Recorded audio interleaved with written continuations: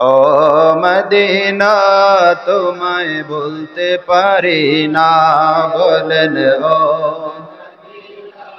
তোমায় ভুলতে কি করে ভুলবো তোমায়, বলো না বলো না।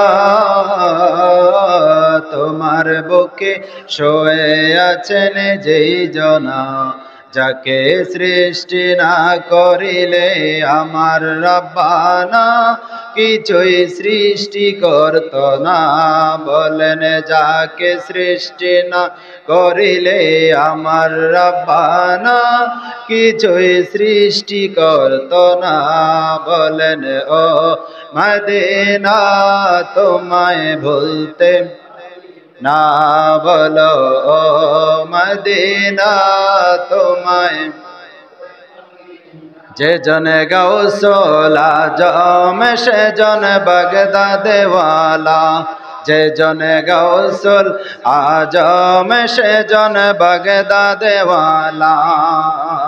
যার কান্দে যার চরণ জগল মদিনা ওয়ালা, যার কান্দে যার চরণ জগল মদিনা ওয়ালা।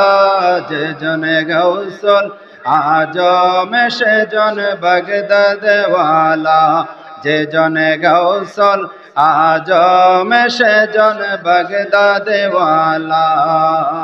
যার কান্দে যার চরণ জগল মদিনা ওয়ালা, যার কান্দে যার চরণ জগল মদিনা ওয়ালা। যে জন গৌসল আজম সে জন বাগদাদ ওয়ালা, যে জন গৌসল আজম সে জন। আবু সালে মুসা জঙ্গি ছিলেন যার পিতা, উম্মুল খায়ের মা ফাতেমা ছিলেন যার মাতা। আবু সালে মুসা জঙ্গি ছিলেন যার পিতা, উম্মুল খায়ের মা ফাতেমা ছিলেন যার মাতা। দুজনেই ছিলেন আল্লাহ নবীর প্রেমে উজালা, দুইজনে ছিলেন আল্লাহ নবীর প্রেমে উজালা। যে জন গৌসল আজম সে জন বাগদাদ ওয়ালা, যে জন গৌসল আজম সে জন বাগদাদ ওয়ালা। সবাই বলি মারহাবা। আমার ভাইরা আমার বন্ধুরা, আজকে আমরা পবিত্র ফাতিহা ইয়াজদাহম উপলক্ষে শানে গাউসুল আজম দস্তগীরের ব্যবস্থা করেছি। গত মাস রবিউল আউয়াল মাস বিদায় নিল, যে রবিউল আউয়াল মাসে আমার দয়াল নবীর আগমন। সেই দয়াল নবী এই মাসেই আবার জাহিরি ভাবে বিদায় গ্রহণ করেছে। কিন্তু ইমানদার মুমিনের অন্তরে আমার নবী হাজির নাজির, কথা কোন ঠিক কিনা? এই রবিউল আউয়াল মাস বিদায় নেওয়ার পরে রবিউস সানির মাস এসেছে। কোন মাস? রবিউস সানির মাস। তো আল্লাহর নবী রবিউল আউয়াল মাসে আসলো, আমার নবী রবিউস সানি রবিউল আউয়াল মাসে বিদায় নিল।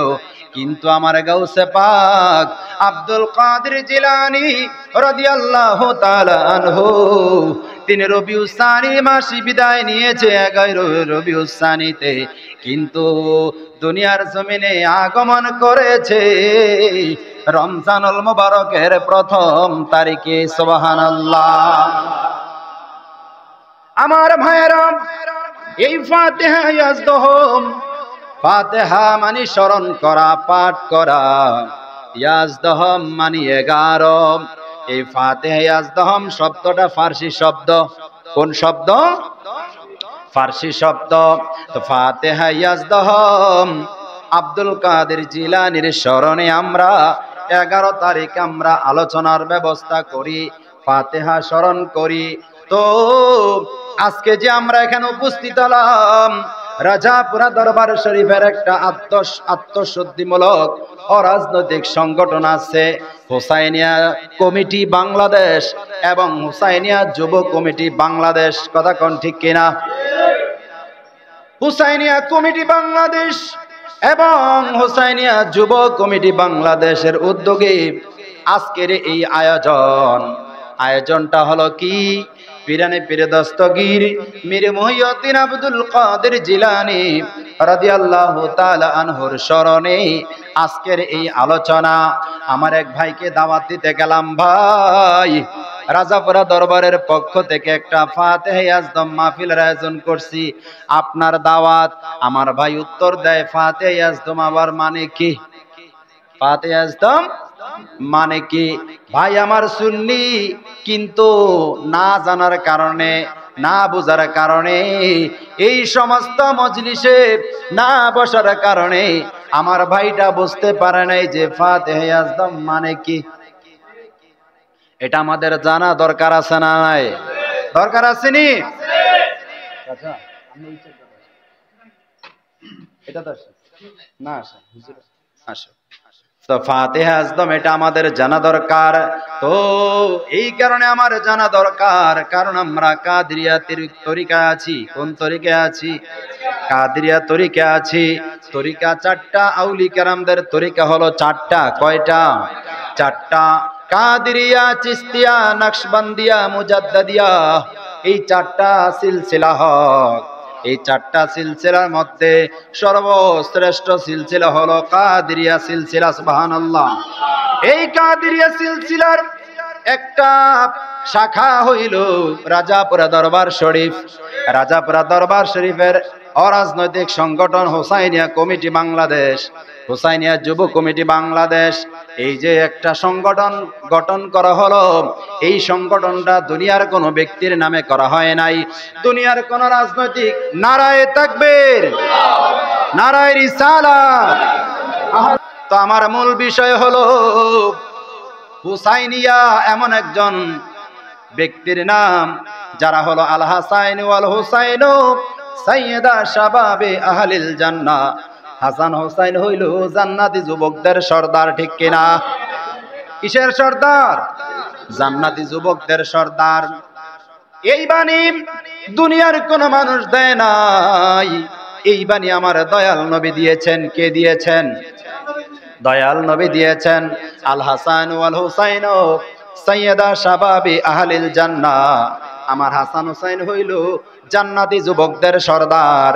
আজকে আমরা যেই সংগঠনের মধ্যে আছি, এই সংগঠনটা ইমাম হাসান এবং হুসাইনের নামে করা হয়েছে। সেই সংগঠনের মধ্যে যারা অ্যাড হবে, এই নামের উসিলায় আল্লাহ জান্নাত দিতে পারে কি পারে না? এই সংগঠনে অ্যাড হলে এই উসিলায় জান্নাত পাওয়া যাবে কি যাবে না? এই হুসাইনিয়া যুব কমিটি, হুসাইনিয়া কমিটির উদ্যোগে আজকের এই ফাতিহা ইয়াজদম মাহফিল, এই মাহফিলে আসতে পেরে আমরা খুশি না বেজার? যারা বলেন খুশি না বেজার? আমার ভাইরা, আমার বন্ধুরা, আমরা এখানে বসেছি আব্দুল কাদের জিলানী রাদিয়াল্লাহু তাআলা আনহুর ফয়েজ বরকত হাসিল নেওয়ার জন্য। আমি যে আয়াতটা তেলাওয়াত করেছি, আমার আল্লাহ বলেন বিসমিল্লাহির রহমানির রহিম, আলা ইন্না আউলিয়া আল্লাহি লা খাউফুন আলাইহিম ওয়ালা হুম ইয়াহজানুন। আল্লাহ বলেছেন, শুনুন, সাবধান সূচক ভাবে বলে দিয়েছেন, আমার ওলিদের কোনো ভয় নাই। সুবহানাল্লাহ। আমার ওলিদের কোনো ভয় নাই। আমার ওলি আল্লাহরা তারা কখনো চিন্তিত হবে না। তারা দুনিয়ায় তাদের ভয় নাই, পরকালেও তারা কখনো চিন্তিত হবে না। আজকে আমরা কাদরিয়া তরিকে আছি, এই কাদরিয়ায় তরিকার কারণে আমরা ওলি আল্লাহদের দামান আমরা পেয়েছি। আউলে কারামদের দামান ধরার কারণে যেই ওলি আল্লাহদের ভয় থাকবে না দুনিয়ায়, যেই ওলি আল্লাহদের ভয় থাকবে না হাসরে, বলেন আমরা ওই দলে আছি না নাই? আমরা কোন দলে থাকবো? যেই দলে ভয় থাকবে না আমরা সেই দলে থাকবো। চান্দিনা টুরাম্মন আসা যাওয়ার পথে আমার কিছু ভাই রাস্তায় দাঁড়ানি অস্ত্র লইয়া, রাত 12টা 1টায় ধরেনি, রাত 12টা 1টায় যখন অস্ত্র লইয়া দাঁড়ায় তখন তারা ডাকাতি করে। ডাইরেক্ট ওয়াজ কি করে? ডাকাতি করার জন্য তারা রাস্তায় দাঁড়ায়। এই অবস্থায় সাধারণ কোন মানুষ যদি জানতে পারে উদালিয়ার ফুলের মধ্যে ডাকাতি হইতাছে, সাধারণ কোন মানুষ কিন্তু একা যাইব না। বলেন একা যাবে? একা যাবে না, কারণ আমার মধ্যে ভয় আছে। আমি যদি একা যাই, আমারে অস্ত্র দইরা খালের মধ্যে বান্ধিয়া ফালাইয়া আমার কাছে যা আছে সব নিয়ে যাইব। নিবনি? সব নিয়ে যাবে। কেন আমাদের মধ্যে ভয় আছে ডাকাইতের, আমাদের মধ্যে ভয় আছে ছিনতাইকারী। যদি আমি একা যাই, আমার সব কিছু নিয়ে যাইব। এবার আমার প্রশ্ন হচ্ছে, এই পথ দিয়া যখন আমি রামমন যাব, কাদের সাথে গেলে আমার ভয় থাকবে না? বলতে পারবেন নি? কার সাথে গেলে আমাদের ভয় থাকবে না, এটা বলার জ্ঞান কি নাই আপনাদের? পুলিশ বাহিনী, র্যাব বাহিনী, সেনাবাহিনী, পুলিশ প্রশাসন, সেনাবাহিনী, র্যাব বাহিনী যদি গাড়ি নিয়ে যায়, আর সাধারণ ব্যক্তির আর কি আর ভয় থাকবে? জোরে বলেন, ভয় থাকবে? কেন থাকবে না? কারণ তার সঙ্গে আছে পুলিশ, তার সঙ্গে আছে সেনাবাহিনী, তার সঙ্গে আছে র্যাব বাহিনী, আর আমাদের কোনো ভয় নাই। আমরা যখন যাব নিরাপদে আমরা রামমন বাজারে গিয়ে পৌঁছতে পারবো, ঠিক কিনা? তো আজকে আমরা হাসর ময়দানে যাইতে যদি আমাদের ভয় লাগে, ওই পথ দিয়া যারা যাইব, যাদের ভয় থাকবে না, আমরা তাদের সঙ্গে যাইতে রাজি আছি নি। যাদের ভয় থাকবে না তারা হলো আল্লাহর ওলি, ঠিক কিনা? গাউসে পাক আব্দুল কাদের জিলানী, খাজা মাইনুদ্দিন চিশতি সানজিরি আজমিরি রহমাতুল্লাহ আলাই, মুজাদ্দিদ আল ফেসানি রহমাতুল্লাহ আলাই, বাহাউদ্দিন নকশবন্দি রহমাতুল্লাহ আলাই, এভাবে হতে হতে হতে হতে যত হক্কানি পীর মাশায়েখ রয়েছে, গাউসুদ শাবদুল্লাহ গাজীপুরি রহমাতুল্লাহ আলাই, রাজাপুরা দরবার শরীফের আউলিয়া কেরামগণ, এভাবে মাইজভান্ডার রয়েছে, রেজবিয়া রয়েছে, বকশিয়া রয়েছে, হক যেই দরবারগুলো আছে, সকল হক্কানি পীর মাশায়েখগণ, তাদের ভয় নাই। তাদের ভয়, তারা দুনিয়াতেও তাদের ভয় নাই, পরকালেও তারা চিন্তিত হবে না। আজকে ওনাদের দামান্তরে যদি আমরা চলতে পারি, বলেন কি হাসর মিজান ফুলছেরা তার কোনো ভয় থাকবে? তবে নিজে আমল করে যেতে হবে। কি নিয়ে যেতে হবে? আমল নিয়ে যেতে হবে। কথা তো একটা মনে বেড়ে গেছে, কইলে তেমনি। আচ্ছা মনে করেন আমার সাথে যদি এক লক্ষ টাকা থাকে, পথের মধ্যে ডাকাত থাকলে আমার ভয় থাকবে? কি থাকবে? ভয় থাকবে।